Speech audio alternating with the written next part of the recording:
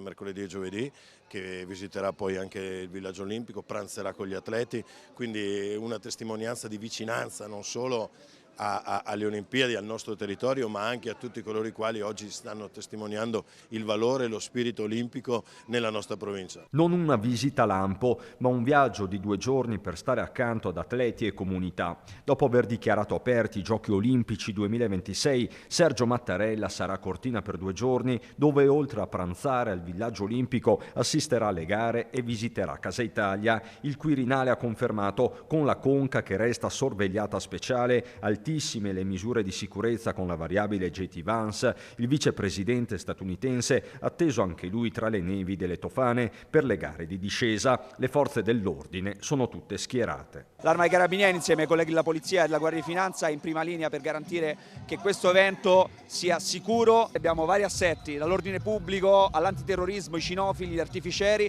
e come vedete anche i carabinieri sciatori. In campo ovviamente anche i vigili del fuoco che nelle scorse ore hanno effettuato verifiche sul sistema antincendio del villaggio olimpico. Allo stesso tempo il dispositivo nucleare, biologico, chimico e radiologico è stato impegnato nel monitoraggio dell'area all'interno del Curling Center. Operativa 24 ore su 24 la sala safety ospitata al comando dei pompieri di Belluno con il consigliere provinciale delegato della Protezione Civile Massimo Bortoluzzi che ha fatto visita a operatori e volontari. A San Vito l'incontro con le tute gialle della Valle del Boite. Occhi puntati anche sulla pista da bob dove è stato segnalato un presunto caso di sabotaggio al gruppo elettrogeno con la manomissione di cavi, fatto tutto da chiarire visti anche dei falsi allarmi registrati nel recente passato. Potrebbe trattarsi di un errore, ma nulla viene lasciato al caso. Un grazie ancora a tutti coloro i quali si stanno prodigando per assicurare giochi all'altezza delle aspettative e soprattutto proprio perché avremo gli occhi puntati di